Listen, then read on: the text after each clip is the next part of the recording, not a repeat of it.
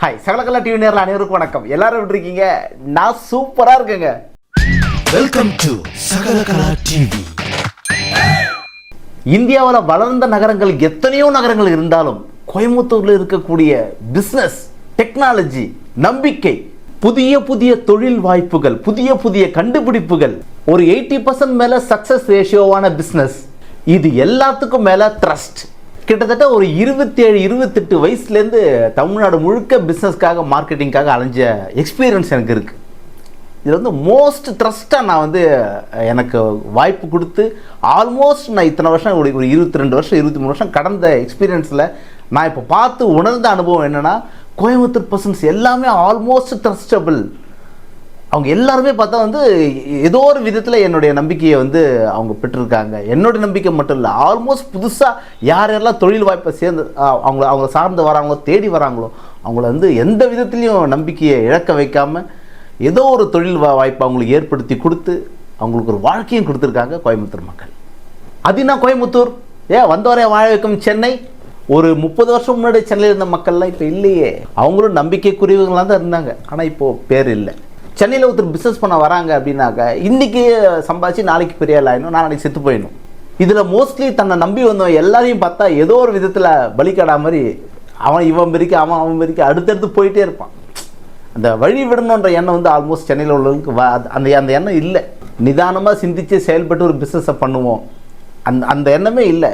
ஒருத்த மாட்டினா ஃபோனில் ஒருத்த கஸ்டமர் வந்துட்டான்னா அவனை எப்படி நழுவ விடக்கூடாது, என்ன ஏதாவது ஒன்று பண்ணி ஒரு பிஸ்னஸ் ஆக்கிடணும், பணம் ஆக்கிடணும் அப்படின்ற எண்ணம் தான் வந்து ஆல்மோஸ்ட் சென்னையில் உள்ள இருக்கவங்களுக்கு இருக்குது. ஒரு காலத்தில் அப்பா செஞ்ச பிஸ்னஸே பசங்க இன்றைக்கி செய்ய முன் வர மாட்டேங்கிறாங்க. பாரம்பரியமான துணி கடையாகட்டும், நகை கடையாகட்டும், இல்லை ஒரு பாத்திர கடையாகட்டும், இல்லை ஒரு மேனுஃபேக்சரிங் ஆகட்டும், அவ்வளோ பெரிய அப்பா ஒரு சாம்ராஜ்யத்தை கட்டமைச்சிட்டு போனார். இவ்வளோ தொழிலாளர் வேலை செய்கிறாங்களே, அப்பாவுக்கு அப்புறம் நம்ம தான் அப்பா படுத்த படிக்க ஆகிட்டோம், நம்ம எடுத்து செய்வோம். அந்த எண்ணம் ரொம்ப ரொம்ப ரொம்ப சொற்பமான அளவு. மிஞ்சி போல 0.2-0.5% கூட இல்லை சென்னையில் இல்லை. அதே ரிவர்ஸ் இங்கே கோயம்புத்தூரில் அப்பா எடுத்த பிஸ்னஸ், தாத்தா பண்ண பிஸ்னஸ்லாம் எடுத்து வச்சு பண்ணுறாங்க, சக்ஸஸ் ரேஷியோ காட்டிருக்காங்க இன்றைக்கி இருக்கக்கூடிய இளைஞர்கள். இதில் யாரெல்லாம் அப்பாவுடைய தொழிலை எடுத்து வச்சு கீழே இந்த தலைமுறையில் பண்ணுறீங்க அப்படின்றது கமெண்ட்ஸில் சொல்லுங்கள். இதுக்கு காரணம் என்னவா இருக்கும் கீழே கமெண்ட்ஸில் சொல்லுங்கள், நானும் சொல்கிறேன். பொதுவாகவே சென்னைனாவே ஒரு என்டர்டைன்மெண்ட் ஜோன். இதே ஸ்டைல் இப்போ கோயம்புத்தூரில் வந்தாச்சு, ஆனாலும் அவங்க பொறுப்பை உணர்ந்து செயல்படுறாங்க. மோஸ்ட்லி சென்னையில் உள்ள நிறுவனங்கள் எல்லாருமே பார்த்தா ஒர்க் பண்ணுறவங்களாம் மார்க்கெட்டிங் பர்சனாக இருப்பாங்க. அவங்க டார்கெட் கொடுக்கப்பட்டிருக்கும். என்ன அந்த டார்கெட்டை நோக்கி ஓடணும்னு எவன் பிடிச்சாலும் ஆடு மாடு பறக்கிற எதை கிடைச்சாலும் பிடிச்சி டீயில் போட்டு சாப்பிடணும், என்ன அதை சப்மிட் பண்ணணும் அப்படின்ற ஒரு மனநிலைனால அது வேணும்னு செய்யலை. அந்த ஒர்க் ப்ரெஷர்னால அவங்க அந்த மாதிரி ஆக்கப்படுறாங்க, தள்ளப்படுறாங்க. சென்னையில் பலதரப்பட்ட மக்கள் வந்து மிக்ஸ் பண்ணி வாழ்ந்தாலும் இருந்தாலும் அவங்களுக்கு க்ரியேட்டிவிட்டி, சிந்திக்கக்கூடிய திறன் அப்படின்றது ரொம்ப ரொம்ப சொற்பமாக இருக்கும். அந்த சிந்திக்கக்கூடிய திறன் இல்லாமல் என்டர்டைன்மெண்ட்டில் கவனத்தை செலுத்துறது, தேவையில்லாத விஷயத்தில் பணத்தை செலவு பண்ணி அதுக்கு மன உளைச்சலும் தேடிக்கிறது, இப்படி தான் வந்து ஆடம்பர வாழ்க்கையை விரும்புகிறாங்களே தவிர. ஆனால் கோயம்புத்தூரில் இருக்கவங்க பார்த்தா ஒவ்வொரு நாளும் தன்னுடைய பிஸ்னஸை எப்படி முன்னேற்ற அடுத்த பாதையில் கொண்டு போகலாம். அப்பா அதை பண்ணார், நான் இதை பண்ணுறேன், ஏன் அடுத்த கூட ஸ்டாஃபுக்கு வழி விட்டு நீ இதை எடுத்து பண்ணுற, உனக்கு இதில் பங்கு தரேன், உன்னையும் பங்கு தராக்குறேன், நீ இது போய் இந்த டார்கெட் அச்சீவ் பண்ணால் இந்த போஸ்ட் கன்ஃபார்மாக தரேன். பணத்தையும் சரி நம்பிக்கையும் கொடுத்து வழி விட்டு நின்று வேடிக்கை பார்க்குறாங்க கோயம்புத்தூர் மக்கள். இது மட்டும் இல்லை, ஒருத்தர் அவங்கள பிஸ்னஸ்க்காக நாடி வராங்கனாக்க அதில் எந்த விதத்துலையும் குவாலிட்டியில் காம்ப்ரமைஸ் ஆல்மோஸ்ட் 85% வந்து குவாலிட்டியை கொடுத்துட்றாங்க. அது மட்டும் இல்லை, ஆஃப்டர் சேல்ஸ் அண்ட் சர்வீஸ் நம்பிக்கையாக இன்றைக்கு வரைக்கும் வந்து கொடுத்துட்ருக்காங்க. இதெல்லாம் சென்னையில் வந்து கிடையவும் கிடையாது. ஏன்னா அவங்க ஒரு மார்க்கெட்டிங் ஆஃபீஸ் மாதிரி வச்சுருப்பாங்க. எங்கேருந்து கோயம்புத்தூர் மாதிரி இல்லை டெல்லியிலேருந்து சைனாலேருந்து எங்கேயோ ஒரு பொருளை வாங்கி வச்சு ஸ்டாக் பண்ணி விற்கிறாங்க. நாளைக்கு இருப்பாங்க, நாளைக்கு இழுத்து மூடிட்டு போயிடுவாங்க. ஆனால் இந்த நிறுவனங்கள் இங்கே கோயம்புத்தூர் கூட எல்லாமே மேனுஃபேக்சரர்ஸ் எல்லாமே அவங்களே டைரக்ட் மார்க்கெட்டிங்கும் வந்து ஹேண்டில் பண்ணுறாங்க. இதுதான் மிகப்பெரிய ப்ளஸ். மேனுஃபேக்சரிங்கும் அவங்களே, டைரக்ட் மார்க்கெட்டிங்கும் அவங்களே.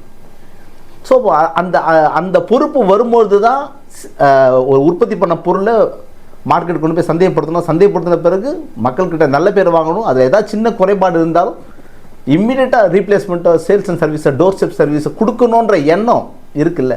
சென்னை மக்களை குறைச்சி கோயம்புத்தூர் மக்களை உயர்த்தணும்னு எந்த நோக்கமும் எனக்கு கிடையாது. நான் சென்னை சேர்ந்தவன் தான். உங்களையும் நல்லவங்க இருக்கீங்க, இல்லைன்னு சொல்லலையே. 90% மாறிட்டீங்களா? ஏதோ 10% அங்கேயும் ஒட்டின்னு இருக்கு. கோயம்புத்தூர் இப்படி இருக்கா? பக்கத்தில் கூட திருப்பூர் இருந்து பாருங்க, எவ்வளோ திருட்டு பசங்க இருக்காங்க. ஆல்மோஸ்ட் கடன் வாங்கிட்டு எஸ்கேப் ஆயிடுவானுங்க. கடன் தான் வாங்குவானுங்க. என்ன கடன் தான் வாங்குவானுங்க. எல்லாம் சின்ன ஒரு விஷயம் அது இஎம்ஐல கிடைக்குமா? கட்ட மாட்டாருங்க, கட்டவே மாட்டாருங்க. ஒரு ஜெனரல் சர்வே எடுத்து பாருங்க தெரியும். இதில் ஈரோடு பார்த்தீங்கன்னா ஓரளவுக்கு அங்கே கோயம்புத்தூர் இருக்கக்கூடிய ஓரளவு நம்பிக்கையான பர்சன்ஸ் ஈரோடுலேயும் இருக்காங்க, மிக்ஸ் ஆகிருக்காங்க. புதிய தொழில் வாய்ப்புகள் எப்படி கோயம்புத்தூரில் உருவாக்கிட்டே இருக்கு. என்ன அது வந்து ஜிடி நாயுடுவோடைய மன்னர் என்ன அவர் விதைச்சது எல்லாம் புதிய இன்ஜினியர்ஸ், டெக்னாலஜி, இனோவேஷன்ஸ். எவ்வளோ இனோவேஷன்ஸ் பிரமிக்க வைக்குது. தனக்கான பிரச்சனையை இன்னொருத்தம் மேலே பழி போடாமல் இன்னுங்கிட்ட நாடு இல்லாமல் அவங்களே சால்வ் பண்ணணும்னு நினைக்கிறாங்க, சால்வ் பண்ணி வெற்றியும் கண்டிருக்காங்க. இதனால தான் அவங்க பிஸ்னஸ் அடுத்த கட்டத்துக்கு நகர முடியுது, எந்த விதமான பெரிய ஃபெயிலியர் ரேஷியோ இல்லாமல். இப்போ அதுலேயும் வந்து ஒரு சில கார்ப்பரேட் நிறுவனங்கள் இருக்காங்க. என்ன அவங்கள வந்து அது அவங்க அப்படி தான் இருப்பாங்க. பணம் முதல்ல ஆரம்பிக்கும் போது சின்னதாக இருக்கும்போது அந்த கஷ்டங்கள் படுப்போ உயர்ந்து வராங்க. கோடிகளில் 1000 கோடிகளை வெளியே இருந்து யாராவது இன்வெஸ்ட் பண்ணுறாங்க, எவனோ தான் பணம் கொடுக்குறான் போது ஆட்டையை போடணுன்ற புத்தி தன்னால் வந்துடுது. திருடர்கள் நிறைந்த இடத்தில் நல்லோரை காண்பது அரிது, நல்லோர் சொல் கேட்பது அரிது, நல்லோர் வழி நடப்பதும் அரிது. நாங்கள் எல்லாரும் நல்ல திருடனா இருக்கும், நீ மட்டும் ஏன் கெட்ட திருடனா இருக்க, என் கூட சேர்ந்து நல்ல திருடனா மாறிடுவா. எவ்வளோ போட்டி மிகுந்த சந்தையாக இருந்தாலும் என்ன கோயம்புத்தூரில் ஒருத்தர் வந்து பிஸ்னஸ் பண்ண வராங்கன்னா வழி விட்டு அவங்கள வளர்த்துட்டு வேடிக்கை பார்ப்பாங்க கோயம்புத்தூர் மக்கள். ஆனால் சென்னை மாதிரி நகரங்கள் அப்படி இல்லை. ஆரம்பிச்சிட்டானாவே அவனை எப்படி காலி பண்ணலாம், ஏறி மிரிச்சிட்டு அவனை எப்படி வரவே விடக்கூடாது. முதல்ல அவன் வர்றதுக்கு முன்னாடியே காலை வச்சு முடிச்சு சோழி முடிச்சு விட்டா முடிஞ்சுது. ஏன்னா அவனை வந்து உளவியெல்லாம் அவனை வந்து அந்த மாதிரி டியூன் பண்ணப்பட்டிருக்கு சென்னை.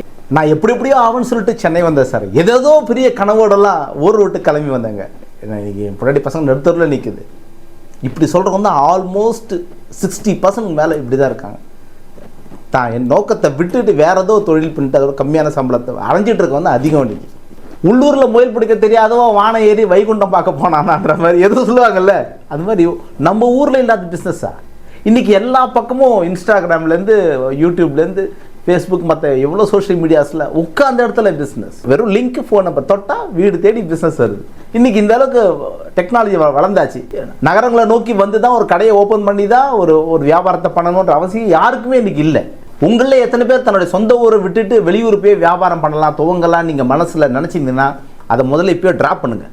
உங்கள் ஊரில் எது அதிகமாக நியர்பையாக கிடைக்குதுன்றதை பார்த்து அதை நீங்கள் சந்தைப்படுத்தினாவே உங்கள் ஊரில் நீங்கள் அடையாளப்படுத்தப்பட்டு மற்றவங்க திரும்பி பார்க்குற அளவுக்கு பெரிய புள்ளி ஆகலாம். சென்னை மாதிரி வளர்ந்த நகரத்தில் வந்து நீங்கள் காணாமல் போகிறதுக்கு பதிலாக உள்ளூரில் நீங்கள் அடையாளப்படுத்தப்பட்டீங்கன்னா ஒரு விஐபியாக நீங்கள் அந்த ரேங்கிங் உங்களை பார்த்தாக்க 4 பேர் வணக்கம் சொல்கிறது எப்படி யாருன்னு தெரியலையப்பா பக்கத்து இருக்காருன்னு சொல்லுவோம். சென்னையில் இன்னைக்கு உள்ள இளைஞர்கள் என்னதான் பிஇ படிச்சுட்டு ஒரு ஐடி கம்பெனியில் போய் வேலை செஞ்சாலும் செகண்டரியாக ஒரு டெக்னாலஜி சம்பந்தமான ஒரு கைத்தொழிலை கையில் வச்சுக்கோங்க. இல்லை எங்கள் அண்ணன் பண்ணுற தொழில், அப்பா பண்ணுற தொழில் என்ன அப்படின்னு இருந்தால் கூட அது ஒரு பக்கம் பார்வையை வச்சுக்கோங்க.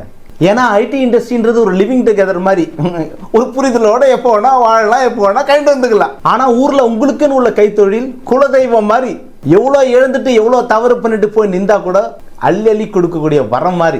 இன்னைக்கு செங்கல்பட்டை சேர்ந்த ஒரு இளைஞர்கிட்ட ஃபோன் வந்து, சார் என்கிட்ட ஒரு 1 லட்ச ரூபா இருக்குது, என்ன பண்ணலாம் பிஸ்னஸ்? உடனே டக்குன்னு மைண்டில் ஃபிக்ஸ் ஆச்சு, என்ன இவங்ககிட்ட 1 லட்ச ரூபா இருக்குது, இதை பாதுகாக்கணும் முதல்ல. அவனை ஏதோ செலவுகளை பண்ணி வச்சிருப்பாரான் அப்படின்னு சொல்லிட்டு, தம்பி அவசரப்படாத, இல்லை நீங்கள் நிறைய பிஸ்னஸ் சைட்லாம் சொல்கிறீங்க, சோலார் போட்டோமா இல்லை பேட்டரியில் போட்டோமா, 1 லட்ச ரூபா வச்சுட்டு எதுவும் பண்ணிடாத, அவசரப்படாத. 1 லட்ச ரூபா இருக்குன்னா முதல்ல ஒரு 1000 ரூபா செலவு பண்ணி ஏதாவது கோர்ஸ் போய் ஏதாவது அது மூலம் கற்றுக்கிட்டு அந்த 1000 ரூபா மூலம் உன்னால் 10,000 சம்பாதிக்கணும் கான்ஃபிடென்ட் வரணும். அது வரைக்கும் நீ வந்து அடுத்த 1000 ரூபாய் செலவு பண்ணவே கூடாது. இதே மாதிரி என்கிட்ட சொன்ன மாதிரி வேற அவங்ககிட்ட என்கிட்ட 1 லட்சம் இருக்குன்னு சொல்லிட்டு கிட்ட போகிறேன், பிஸ்னஸ் ஐடியா தரேன்னு சொல்லி மொத்தமாக ஒரு நடு ரோட்டில் விட்டுருவான் அவனை. இதுக்கு காரணம் தொட்டதுக்கெல்லாம் காசு, எல்லாத்துக்கும் காசு அள்ளி கொடுக்க வேண்டியதாக இருக்குது. கிள்ளியில் அள்ளி கொடுக்கணும், நம்மக்கிட்ட கிள்ளி பிடிங்கி எடுத்துகிட்டு போயிடுறானுங்க இல்லையா? ஸோ இந்த நிலம் மாறணும்னா ஒரு அருமையான யோசனை இருக்குது. இந்த பண்டைய காலங்களில் கடைபிடிக்கப்பட்ட அருமையான யோசனை. யாராவது தெரிஞ்ச கெஸ்ஸிங்கில் கீழே கமெண்ட்ஸ் சொல்லுங்க. அடுத்த வீடியோ அதுதான். நீ சிந்திக்கும் சிந்தனையும் உயர்ந்த நோக்கத்தையும் எப்பொழுதும் நீ புடம் போட்டு கொண்டே இரு. நீ உயர வேண்டும் என்பதற்காக தலைக்கு மேல் கடனை வாங்கி உனது குடும்பத்தை நடுத்தருவில் விடாது. போரும் பூமரங்கள் வாய மூடு. அந்த 1 ரூபா பூமரனே 1 கோடி ரூபா பிசினஸ் இருக்கடா முண்டம், புரிஞ்சுக்கோ. நீலாம் விளங்கவே மாட்ட எருவிட்ட பயலே, அந்த எருவிட்டில் 1 கோடி ரூபா பிசினஸ் இருக்கு. நீலாம் நடுத்தருவில் நின்று குப்பை பொருள்னா தான் அவங்கள புத்தி வரும். அதுலயும் 1 கோடி ரூபாய் பிசினஸ் இருக்கு. இது எதுவுமே நான் உழைக்க மாட்டேன். செந்தில் மாதிரி டேட்டா எடுத்து ஓசில சாப்பிட்டுட்டு ஓசில கக்கூஸ் போற எத்தனை பேர் இருக்கான்? அவர்கள் போடும் கல்வியும் நாங்கள் காசாக்குவோம் திறமை இருந்தால். இன்று இந்த காணொலி வாயிலாக உங்களிடம் உரையாடுவதில் மிக்க மகிழ்ச்சி.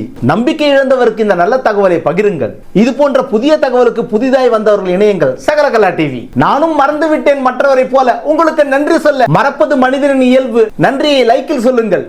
மன்னிப்பு கேட்பாயா? கேக்குறேன்ப்பா. சென்னை மக்கள் கோச்சிக்காதீங்கப்பா. நாளைக்கு வீடியோல உங்களுடைய வேல்யூபிள் கமெண்ட்ஸும் கீழே வரலாம். இதுவரைக்கும் நீங்க பார்க்காத வீடியோவை ரைட்ல லெஃப்ட்ல என் கார்டுல லாஸ்ட்ல கொடுத்துருக்கேன், போய் பாருங்க.